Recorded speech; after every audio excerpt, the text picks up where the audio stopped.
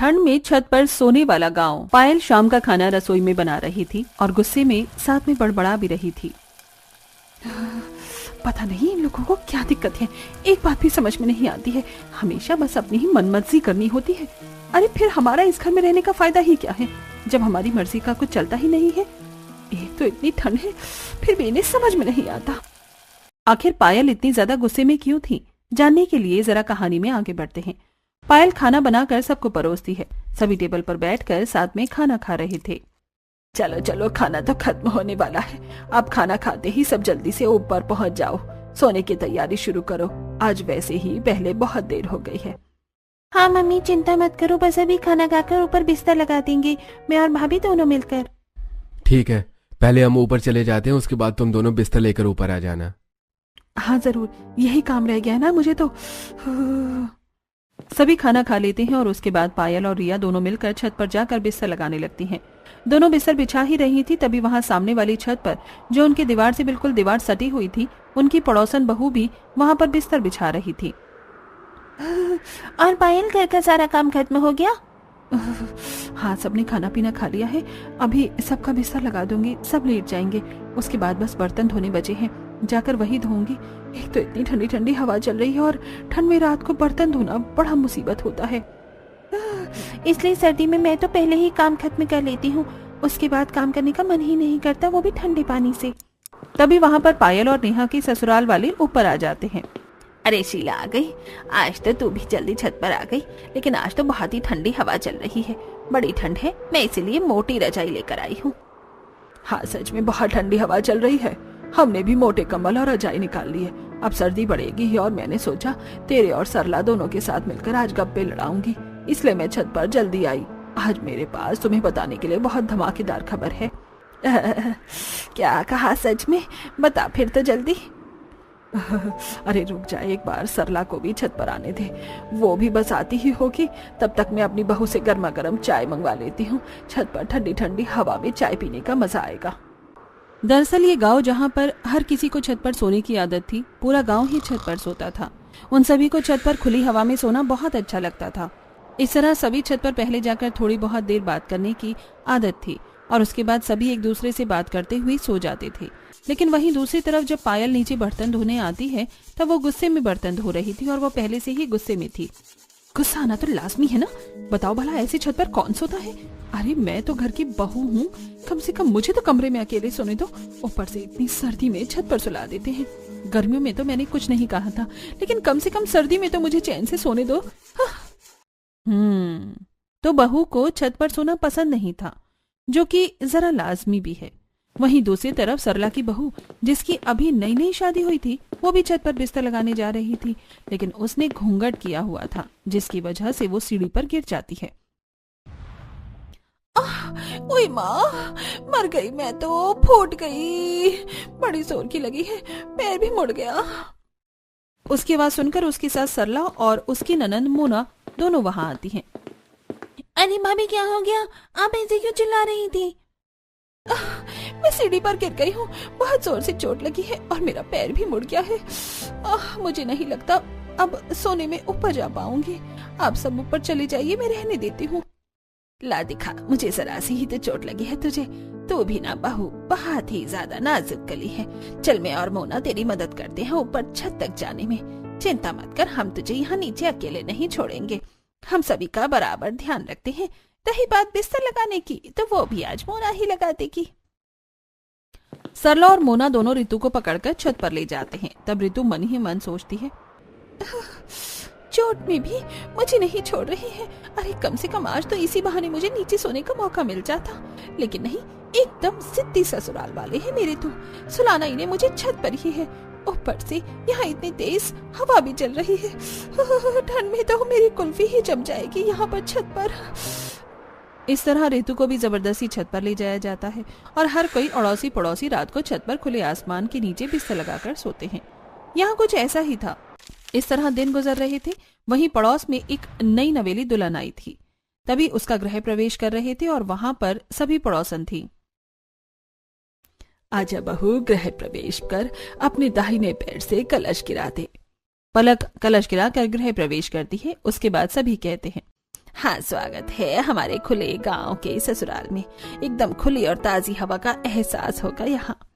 बिल्कुल सही कहा, यहाँ पर ऐसा खुला वातावरण कहीं नहीं मिलेगा बहू, जैसा हमारे गांव में मिलता है। हमारी बहुओं से पूछो, इसलिए तो खुश रहती हैं।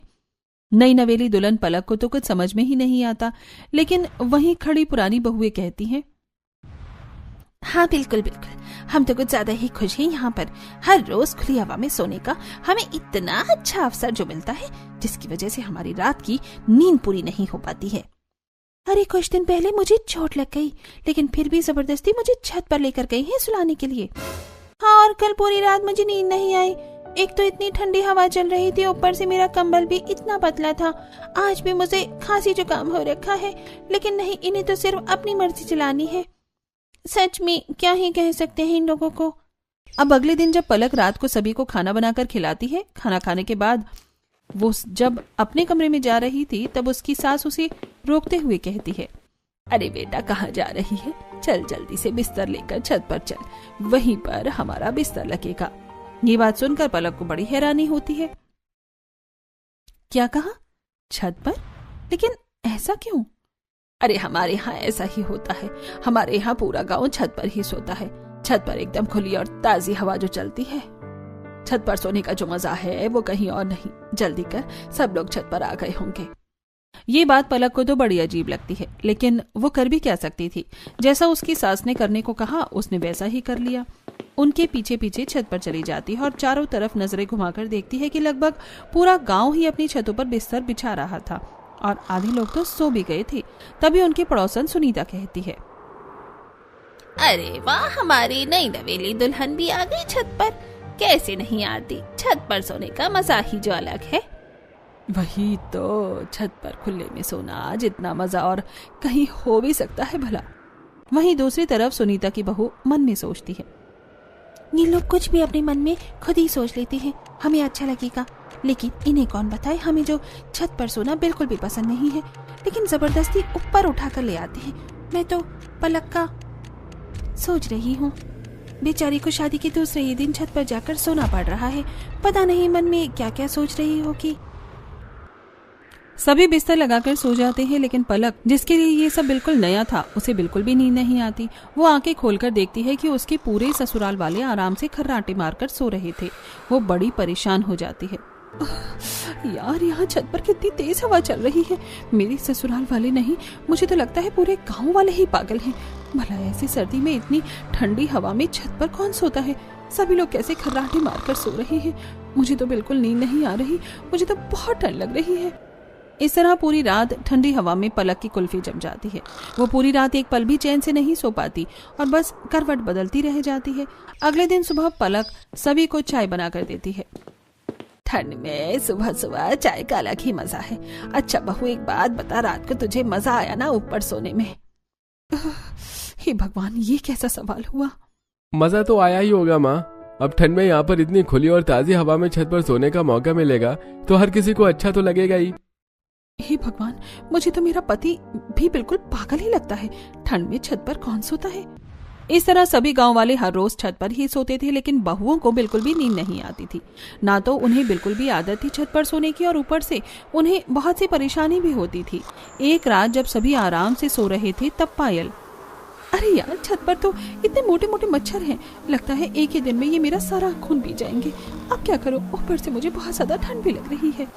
पायल को बिल्कुल भी नींद नहीं आ रही थी और वो आंख बंद करके दोबारा सोने की कोशिश करती है, लेकिन तभी उसकी ननंद रिया उसके ऊपर पैर रख देती है, जिसके बाद उसे गुस्सा आता है। लो जी, बस इसी चीज की कमी रह गई थी। मेरे ऊपर इतना भारी 10 किलो का पैर रख दिया है। सब इतना चिपक कर सोते हैं, बिल्कुल नींद नहीं आती है। पायल गुस्से में रिया का पैर उठाकर फेंक देती है और दोबारा सोने की कोशिश करती है, लेकिन इस बार रिया उसके ऊपर हाथ रख देती है। कौन सी मनहूस घड़ी में मैं आकर इस गांव के ससुराल में फंस गई हूँ। सिर्फ इस ससुराल में नहीं, इस गांव के किसी भी ससुराल में आना बेवकूफी है। इस बार पायल उसका हाथ हटाती है और उसके बाद वो उठकर टहलने के लिए छत के दूसरे कोने पर जाती है। तभी सामने उसे लंबे बालों वाली एक परछाई नजर आती है, जिसे देखकर वो डर जाती है और हल्का चिल्लाती ही है कि चुड़ैल। अरे शांत, चुप हो जा पायल, कोई चुड़ैल नहीं है, मैं हूँ सीमा। अच्छा तुमने तो मुझे डरा ही दिया। तुम अब तक सोई नहीं? अरे यार कहाँ, एक तो इतनी ठंडी हवा चल रही है, बड़ी ठंड लग रही है, ऊपर से इतने मोटे मोटे मच्छर काट रहे हैं, पूछो ही मत।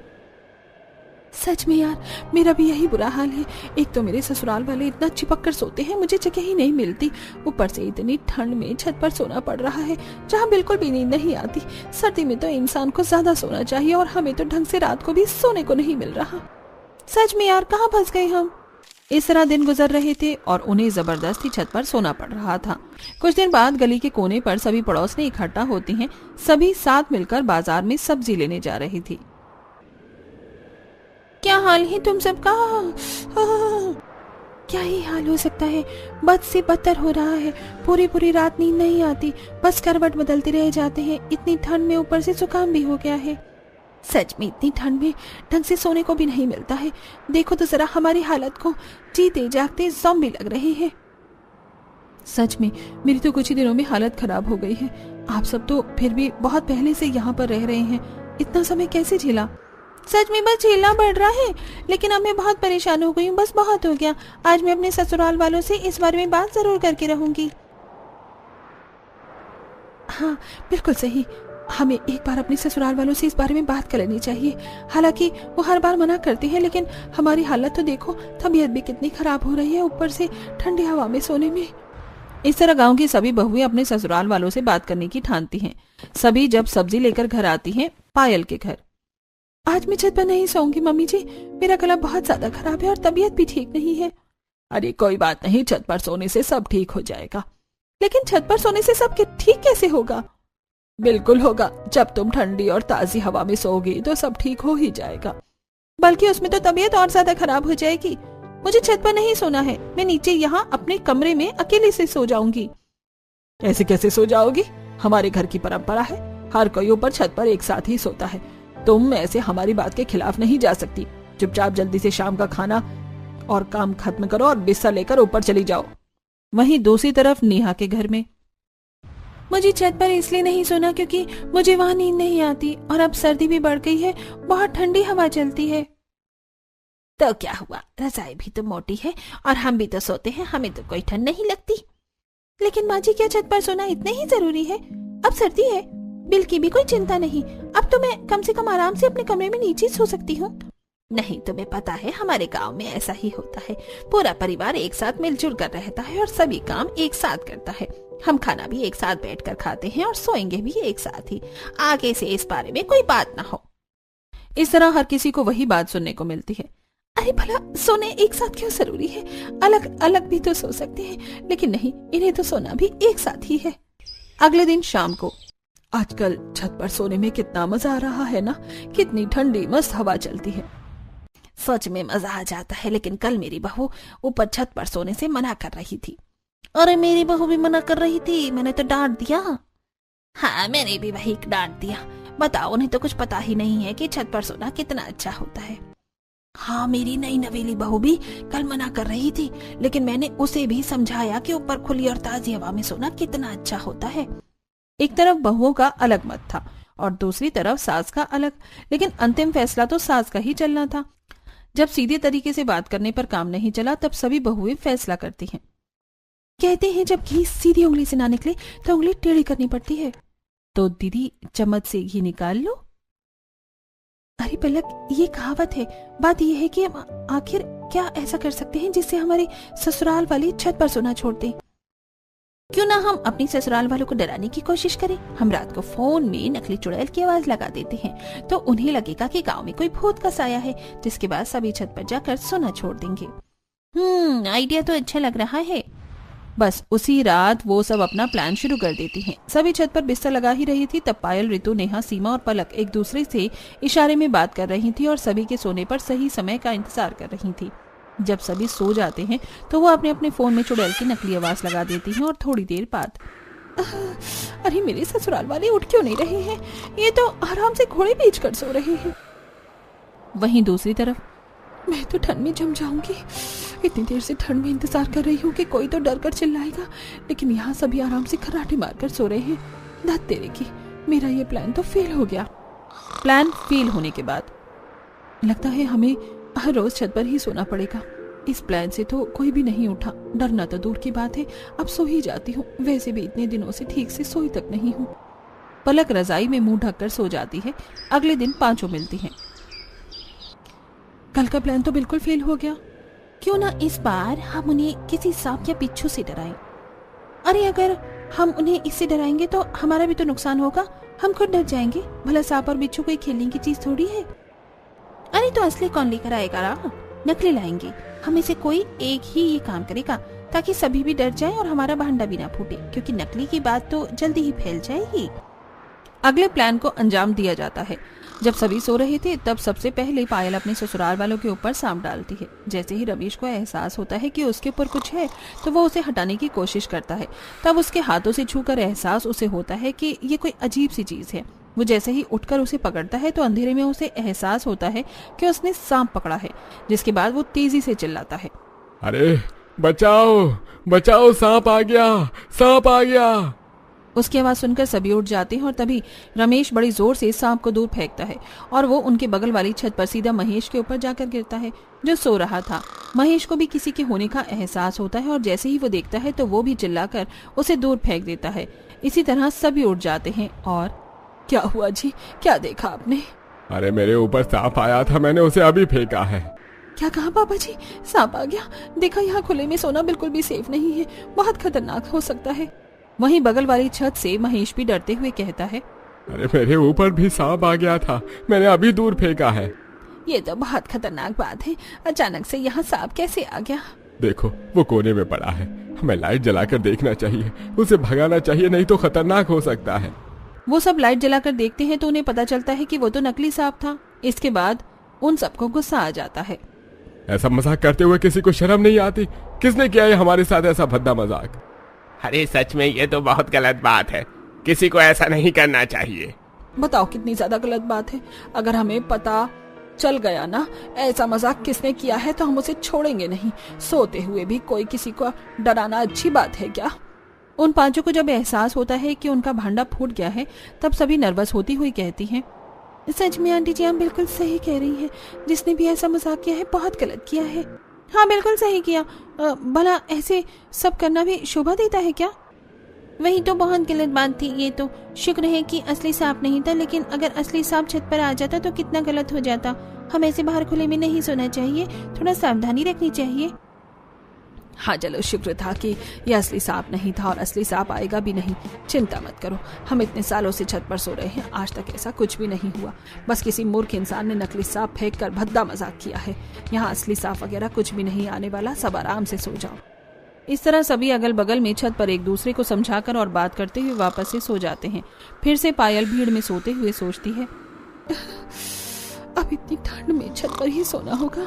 हे भगवान, मेरा तो दूसरा प्लान भी फेल हो गया। मुझे तो लगता है बुढ़ापे तक मुझे छत पर ही सोना होगा। तभी रिया अपना पर पायल पैर रख देती है। हाँ बस इसकी और कमी बाकी थी। इस तरह उन सभी ने अब हार मान ली और उनके ससुराल वाले यानी पूरा ही गांव छत पर सोना नहीं छोड़ सकता था। लेकिन वहीं दूसरी तरफ हर किसी की अब तबीयत कुछ ज्यादा ही खराब हो रही थी। अरे मुझे तो इतनी ज्यादा खांसी हो रही है, समझ नहीं आ रहा क्या हो रहा है। अरे मुझे खुद खांसी जुकाम हो रहा है, पता नहीं क्या है। गांव में लगभग सभी को एहसास हो रहा है। आप मेरी बात मानिए चाहे मत मानिए, लेकिन ये सब ऊपर छत पर सोने की वजह से ही हो रहा है। इतनी ठंडी हवा में हम छत पर सोएंगे तो तबीयत खराब होगी ही। नहीं, हम हर साल सर्दी में छत पर ही सोते थे, लेकिन पहले तो कभी ऐसा नहीं हुआ। हवा की वजह से ऐसा नहीं हो रहा है और थोड़ा बहुत तो हर सर्दी में होता ही है। इसकी वजह से हम खुली ताजी हवा में सोना कैसे छोड़ सकते हैं। वहीं दूसरी तरफ सीमा के घर में सबकी हालत खराब थी। अरे मुझे तो बुखार भी हो गया है, पता नहीं कैसा सर्दी का मौसम आता है, हर बार बीमार करके जाता है। मैं कह रही हूँ सब ऊपर छत पर ठंडी हवा में सोने से हो रहा है। ऐसा नहीं है, हम इतने समय से छत पर सो रहे हैं और मैं भी तो छत पर सोता हूँ, लेकिन मैं तो बिल्कुल ठीक हूँ, मुझे कुछ नहीं हुआ। सीमा की सास की तबीयत तो खराब ही थी, लेकिन उसके बच्चे की भी तबीयत खराब हो रही थी। फिर भी कोई समझने को तैयार नहीं था। बेटा ये बुखार की दवाई पी लो वरना तबीयत ज्यादा खराब हो जाएगी। नहीं मम्मी, दवाई बहुत ज्यादा कड़वी है, मुझे पसंद नहीं है। मैं जानती हूँ बेटा, दवाई कड़वी है, लेकिन तुम्हें दवाई तो पीनी ही होगी, वरना तुम ठीक कैसे होगे। अच्छा चलो दवाई पी लो, फिर मैं तुम्हें बहुत टेस्टी चीज खिलाऊंगी। जैसे तैसे करके बच्चे को समझाकर सीमा दवाई पिलाती है। सबकी तबीयत खराब थी, लेकिन फिर भी कोई भी छत पर सोना नहीं छोड़ रहा था। कुछ दिन बाद सभी के टेस्ट करवाए जाते हैं और लगभग काफी ही लोगों की तबीयत ज्यादा खराब थी। जब गांव का डॉक्टर ये रिपोर्ट देखता है तो वो अपने जूनियर डॉक्टर के साथ गांव में कैंपेन के लिए जाता है। वहां पर वो सरपंच के साथ मिलकर सभी गांव वालों को इकट्ठा करते हैं। तो बताइए डॉक्टर साहब, ऐसी कौन सी बात है जो आप हम सभी गांव वालों से करना चाहते हैं और जो बहुत जरूरी है? क्या कोई समस्या है? हाँ सरपंच, बिल्कुल बहुत बड़ी समस्या है जो इस गांव में हवा चल रही है। ये बात सुनकर एक बार को सभी गांव वाले घबरा जाते हैं। लेकिन ऐसा क्या है जिसकी वजह से सभी गांव वालों को खतरा है? मैं आप सभी को समझाता हूँ। देखिए, आप सभी बहुत समय से ही छत पर सो रहे हैं, जो कि बहुत अच्छी बात है। हमें ऐसा करना चाहिए। छत पर ठंडी और ताजी हवा में सोने पर हमारा शरीर मजबूत होता है और इम्यूनिटी सिस्टम भी अच्छा होता है। अरे बिल्कुल सही कहा डॉक्टर आपने, इसीलिए तो हम सभी पूरा गांव मिलकर छत पर रात को सोते हैं। वहीं दूसरी तरफ बहू वाला ग्रुप, ये डॉक्टर सटिया गया है क्या? हमारी मुसीबत कम करने की बजाय बढ़ा रहा है। डॉक्टर आगे अपनी बात कहते हैं। हाँ बिल्कुल, हमारे पूर्वज भी पहले छत पर सोते थे, क्योंकि पहले बहुत सारे पेड़ पौधे होते थे, खुली हवा होती थी। पहले इतनी गाड़ियां और टेक्नोलॉजी भी नहीं थी, लेकिन अब धीरे धीरे जमाना बदलने लगा है, टेक्नोलॉजी होने लगी है। अब घर में हर फ्रिज, एसी, टीवी और बहुत सी बाइक और गाड़ियां भी हैं, जिसकी वजह से हवा दिन ब दिन दूषित होती जा रही है। खासकर सर्दियों के मौसम में, जिस समय पराली भी बहुत ज्यादा जलती है, जो कि पॉल्यूशन का बहुत बड़ा कारण है। अरे बिल्कुल सही कहा आपने, लेकिन इन सब बातों का क्या तात्पर्य है?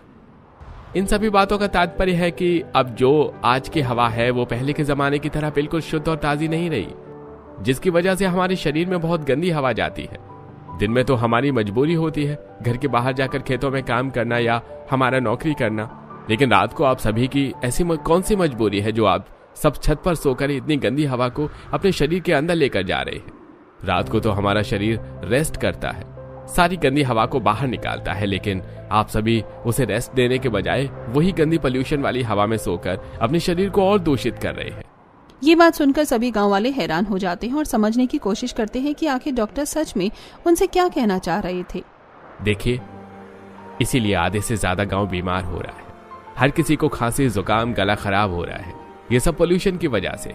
जब मैंने आप सभी की रिपोर्ट को चेक किया और मुझे इसका कारण पता चला, तो मैंने जल्दी से फैसला किया कि आप सभी को इस बारे में बताया जाए। देखिए, ये सोच अच्छी है कि खुली और ताजी हवा में सोना चाहिए, लेकिन आजकल वो खुली और ताजी हवा है कहाँ?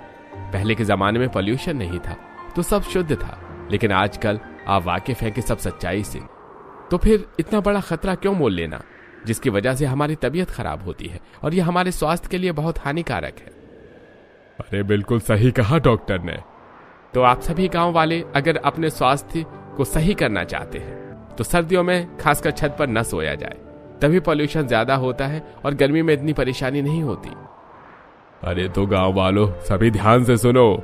हमारी पुरानी जो प्रथा थी छत पर सोने की, वो पुराने जमाने के हिसाब से ठीक थी, लेकिन बदलते समय के हिसाब से और बढ़ते पोल्यूशन की वजह से अब हमें फैसला लेंगे कि छत पर कोई न सोए, खासकर सर्दियों में। सभी अपने परिवार के साथ अब नीचे अपने कमरों में ही सोएंगे। इस तरीके से ऑफिशियली ये गांव के सरपंच द्वारा निर्धारित हो जाता है। सभी गांव वालों को भी ये बात समझ आ जाती है और वो भी छत पर सोने का फैसला छोड़ देते हैं। सभी डॉक्टर के पास जाकर धन्यवाद करती हैं। हमें खुशी है कि हमारी बात सुनने के बाद आपने सभी को समझाने का निर्णय लिया। हमारी मदद करने के लिए आपका बहुत बहुत शुक्रिया। ये तो मेरा फर्ज है, एक डॉक्टर का फर्ज है सबकी जान बचाना और उन्हें सभी सही चीज से अवगत कराना। जब मुझे पता चला कि तबीयत खराब होने के बाद भी कोई नहीं मान रहा है और ये बहुत खतरनाक भी है, तो मेरा मन नहीं माना पीछे हटने का। मैंने निर्णय लिया कि सभी को अगर इस बारे में समझाया जाए। सच में हम सभी इन्हें समझा कर परेशान हो गए थे, लेकिन कोई हमारी बात समझने को तैयार ही नहीं था। आपकी वजह से गांव की ये समस्या सॉल्व हो गई है। वो सभी डॉक्टर को धन्यवाद करती हैं और डॉक्टर वहां से चला जाता है। उन्हीं के कहने पर डॉक्टर सभी को समझाने आया था। अब इस तरह उन सभी को भी ठंड में छत पर सोने से छुटकारा मिल जाता है और अब गांववासी अपने परिवार के साथ नीचे अपने अपने कमरों में ही सोते हैं।